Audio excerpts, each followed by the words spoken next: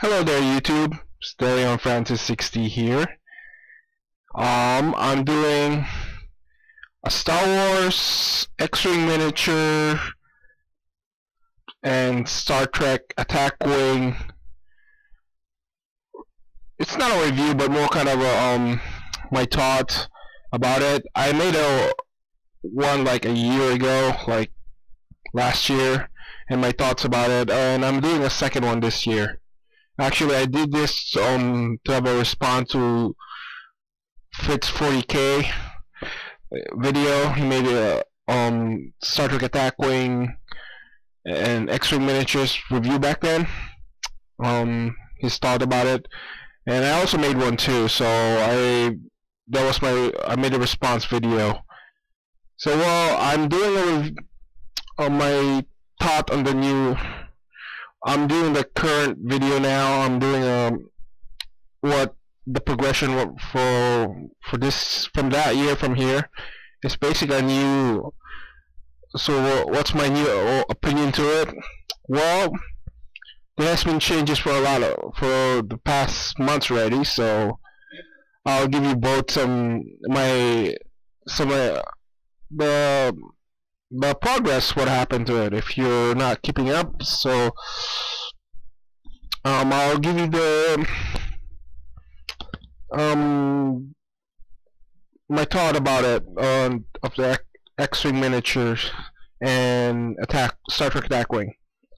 Well, first, Star Trek Attack Wing, they had the WizKids. They decided they probably at I think wave 4, after wave 4 or something, they start instead of having 4 ships per expansion, they went to 3. And in my opinion, I know it's kind of bad, less ships, but less the cost of want to complete it. I'm kind of like a completist. I want to have every ship, but not all of them. I'm still not getting the Kazons yet. I haven't got the Kazon ships. I haven't got those. I'm not much into the Kazons. So new ships that's coming out lately from the Herodians and Vidians, yeah, and Mirror Universe for factions. And there's also the OP ships that came out. Like I got it from the Dominion War. I won it from a roll off. And the participation price ships, like from the last OP one from the Dominion War, from 5 and 6. I got the fighters, 2 of the fighters. Then now there's the retail version with extra cards and mission tokens and all that stuff. So, but before I can go this about the fighters, before I go what's my opinion on the fighters?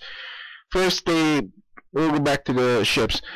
Well, they've been having releases like the several new factions, like the Gorn. You know, we're gonna see a release of them eventually. The Gorn and the Thorians. Those factions, they're very rare. They're pretty much independent. I never played them after the Dominion War OP event. I could not play the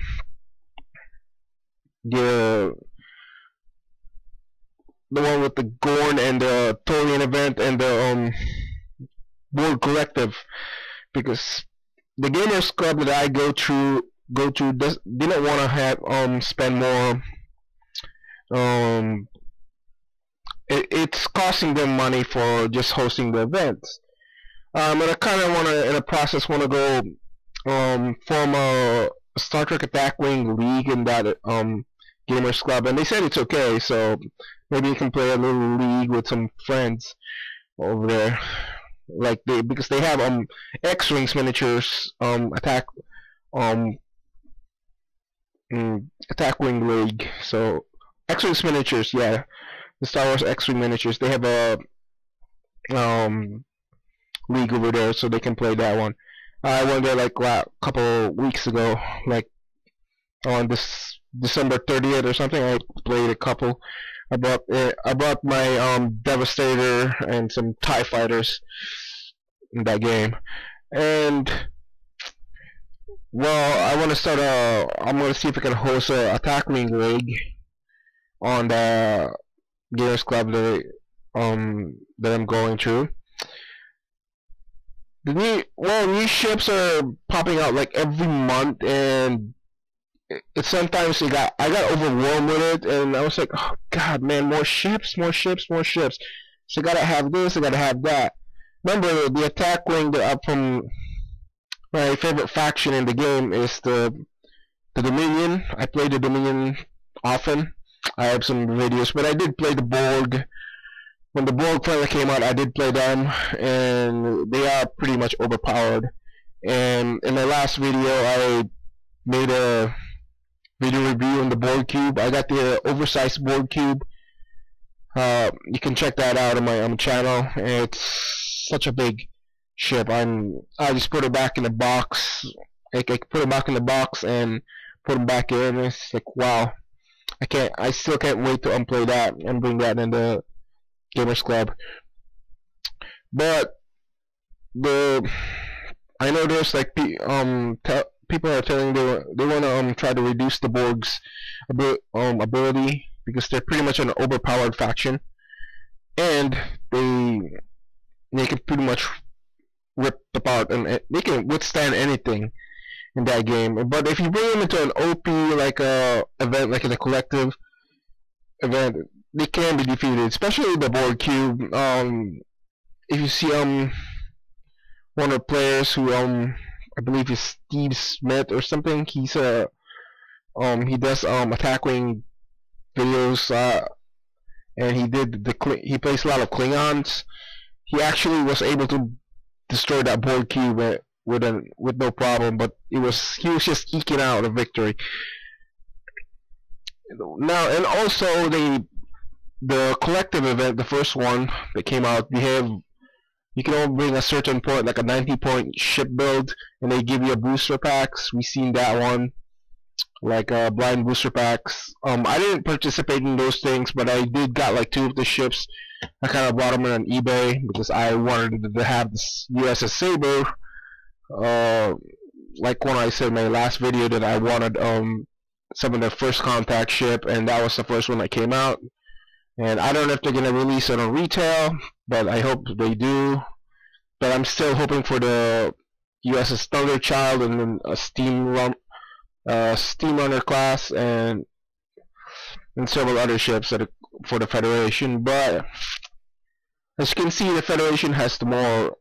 If you look at the Federation, they have more ship types out there than any faction.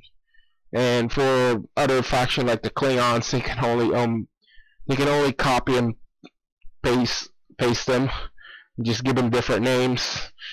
We know that the Romulans is going to be releasing another Warbird out there in the near future, another Warbird. So that's pretty good, but we still haven't had a Vorcha, a Galaxy class.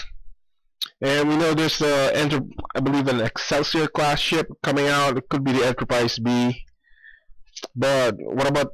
I'm hoping for the Enterprise C, the Ambassador class. But that's another Federation ship that I want to see in the field, because like if you played a Mission Pacific like I do, like a historical one in the game, like the Battle of Wolf 259, I want to have a Ambassador, the USS Saratoga, and I have the Nebula class, but I hope they release another Nebula class for retail out there. I have the Sutherland. I have to pay an awful money for that one. But for Dominion, I pretty much got everything I need for the Dominion, especially the Jem'Hadar. I have the battleship and the battle cruisers and fighters. That's it. And Breen, I did get me a roll-up from the 5th OP, that I believe the fallback to Cardassia Prime. I got that. I believe I got that roll-off in there, and I just I got that Breen warship. Well, I played that, and I also played I also I haven't played any Star Trek Attack Wing because the guy that I usually play with is not around here that much anymore, so I don't know if he's gonna come back. So that's why I'm trying to get a league started in the Gamers Club that I'm going, but I'm hoping I can get there. And but right now I'm just playing the X-Wing miniatures. And speaking of X-Wing miniatures, they had made some good decisions. They're pretty good with their designs for their ships. I bought like the Devastator, I believe, yeah, the Devastator class for the Imperials. I used that one, used Captain Oiken, and played that, and it was fun playing against that player. He had a same ship, and he was fielding Captain Oiken. It was just a fun game. But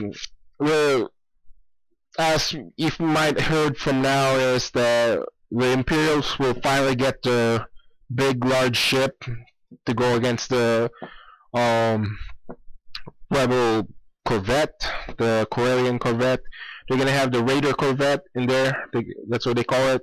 It's not an EU ship. It's not from the. They were looking from the EU ships, or they couldn't get from the empires at war. But I think they decided, well, why not just build our own ship and go from there? And I think that's a good decision they have, and they also have an extra TIE Advance with it. So once that comes out, I'm gonna get it. Now, like I said, the fighters for the Attack Wing, we know we already have like from the resource points for the resource, the Hideki fighter and the Federation attack fighters, and they already just recently released those two on retail. Why can't we have for the Klingons and the Romulans? I know the Romulans have a fighter, the Scorpion attack fighter. If you watch that Star Trek Nemesis, the one they used from the Remans were using. But I know you're gonna say it's a Reman ship, it doesn't count. But remember, the Remans in Star Trek are basically, they're pretty much a slave race. They live in the moon. They developed the weapons for the Romulan Empire before the sun exploded, so they could use that ships. The Romulan forces could have used that fighter for the war in the Dominion, against the Dominion. So I would love to see that make them 3 bases in their next not a resource, but a new set. They could use that one for the Romulans and the Klingons fighters too. We can also release the Klingon fighters, but this is a problem. They could either go use from Star Trek Online. They can go for the video games, or they can do what Fantasy Flight did by making their own ship, own design. They can make their own Klingon fighter. I dare Star Trek Attack Wing, the guys from WizKids, do it. That will help balance out the factions. We don't need the Borg to have a fighter because, well, the Borg doesn't give a shit about fighters. They have big ships, spears, and assimilator ships or whatever. They don't need that one. So it would balance out the 4 faction that came out. The Dominion, the Federation has one already. Now it's just the Romulans and the Klingons. They can do that one. Well, we have independent fighters, like independent factions, like the Bajoran Raiders and the Maquis. They have those things. I have 2 of them in my collection. I haven't even opened up my Maquis ship, so. Well, they could design new ships. I know they're running out of ideas for other factions. They can always reprint, like,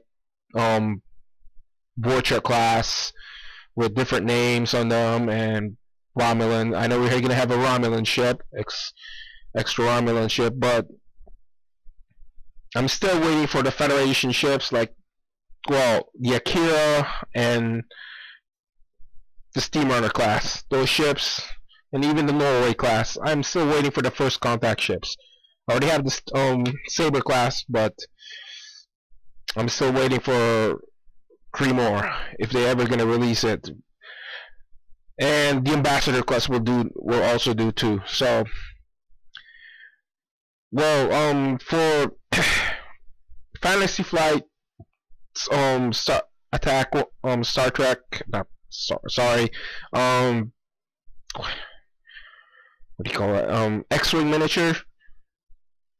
They're, like I said, they're doing a good job with that Raider. It's actually, I can't wait to get that once it's released. Bring it to my collection. I'm actually gonna think of getting the Corellian Corvette because I gotta have it now, since my Rebel's gonna need a big ship. So it's gonna be it's not considered a capital ship in our standard, but it's a big ship because the size. I know why they did this. They can't bring in the Star Destroyer for the Imperial, so they gotta have that thing. But Fantasy Flight is gonna release a fleet-based system, not like Star Trek Attack Wing, but it's Star Wars Armada.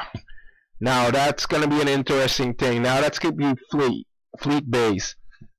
Well, it's not the first time we see a Star Wars fleet-based system release out there. I believe I think WizKid made one years ago, and I don't know how it fared, but it was kind of like similar to might be a kind of like the War C miniature, like blind boosters and that stuff, and I think it didn't last that long.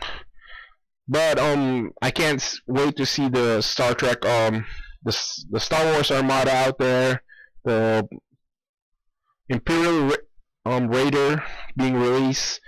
So, and now with the criminal factions out there will be coming out. I'm still waiting for the Yuuzhan Vong, because I don't care what everybody say that the EU is dead. The Star Wars EU said no, I don't give. It's all gonna be about J.J. Abrams films, the new Star Wars one. I'm not going there right now, but that's another discussion for another topic. But I think this is gonna be EU. Most of the are they gonna get from the that's how they're gonna get it from the thing, mostly from the EU. I know the Raider is not a EU base. You might see that in Star Wars Rebel, so stay tuned. We'll probably see when it's released. But the Star Wars Armada, it looks pretty I think that's a good thing with the Star Destroyer. It's not a Imperial Star Destroyer class. It's from what I look at it, it's from the thing. It's a Victory class Star Destroyer, a little bit smaller than a regular Star Destroyer, and it also come with Corellian Corvettes and some medical frigates and some TIEs and X-Wings. But the only thing that bothers me is the X-Wings and the TIEs. They are not painted. Why not? Why is it that? They could have charged for like $100. They're charging $100. Why not go all the way and paint the entire the squadrons, so we don't have to deal with painting anymore? Come on, Fantasy Flight, do it. Just make sure it's painted all. I don't want to be painting it in the game. You're doing a good job with the X-Wing miniatures, and you are also painting the Star Destroyers. Well, I know I'll have to wait till they start having a league in the or in the Gamers Club, because I can't just buy a game and I paint it up and it's ready to play and nobody's gonna play. It's recruitability, and there was somebody gonna play with me in the Gamers Club. It's kind of hard to do that. There's like right now there's like several games that was released lately, like the Robotech Tactics. I wanted to get there, but I'm gonna have to assemble that again. So, and I probably won't be playing that. It's just gonna collect dust in my garage, because I have several games right now that I finished painting, and I'm just still waiting to play with someone. And for there are other games that I also play, from like Flames of Wars and Dust Warfare. But right now I decided to stop buying Dust Warfare, because since the Battlefront took over for the Dust Warfare and the price hike, decided to stop, and I have enough army for my entire Dust Warfare collection. If they do release an SSU fighter jet, or jet fighter or something in that game, I will probably get it. I'll probably get it or something. But I won't start collecting. I kind of slow down and stop getting any Dust Warfare stuff. But Flames of War, I finally did finish painting my 2-player starter set, and I'm not getting that much, but I'm trying to just put like a little by little with my army, for my British and American forces. So because it's World War II, I can still play that with my friends and my brother, and it's pretty good. I'm still trying to. It's a hobby wise too, so. And I might have to get some. I'll have to probably get some terrain too and make my own terrain. And other games, like lately, like I said, for attack wing, they should add some life to it. Here are my suggestions. My suggestion for the attack wing. Troop transports. They can add those things for missions, like invasion on a planet. I can see that, like tokens. There's one particular thing that I played from the OP event, was the Siege of AR-555. I actually loved that mission. That was a pretty good mission. That was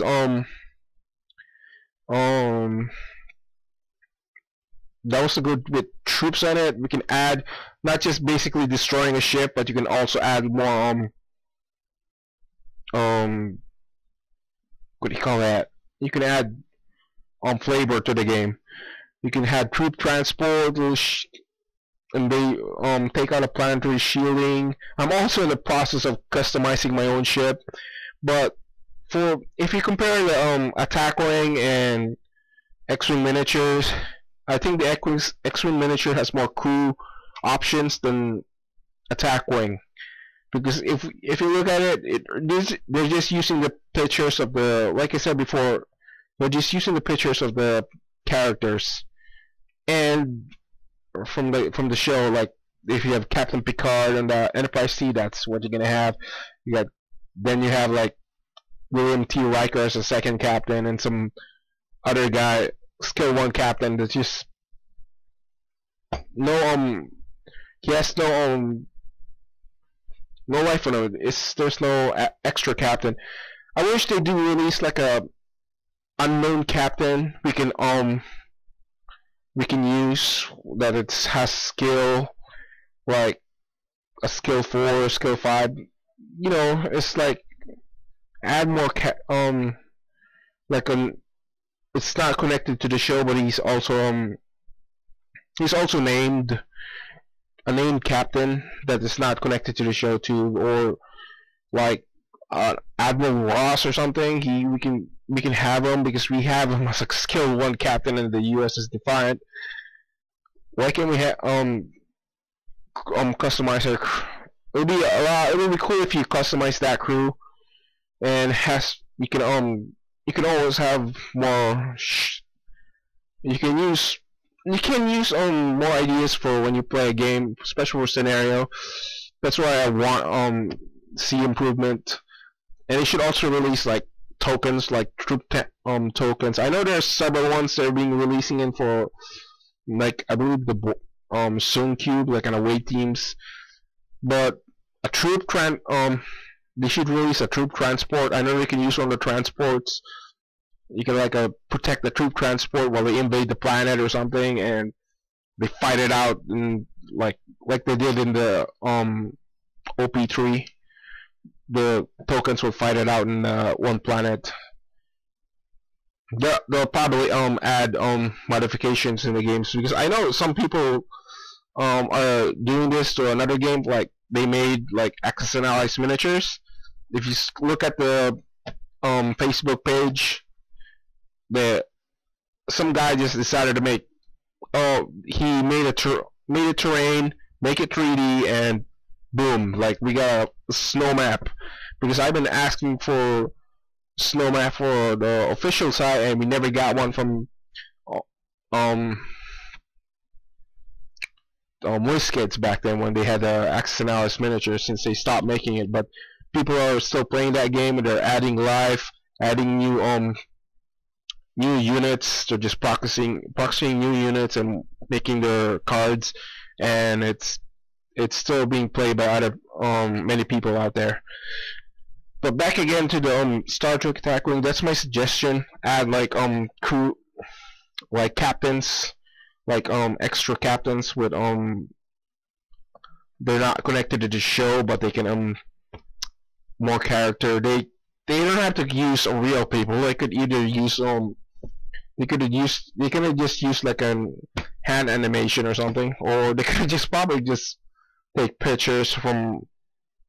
They can just Photoshop a guy or something and write his name there.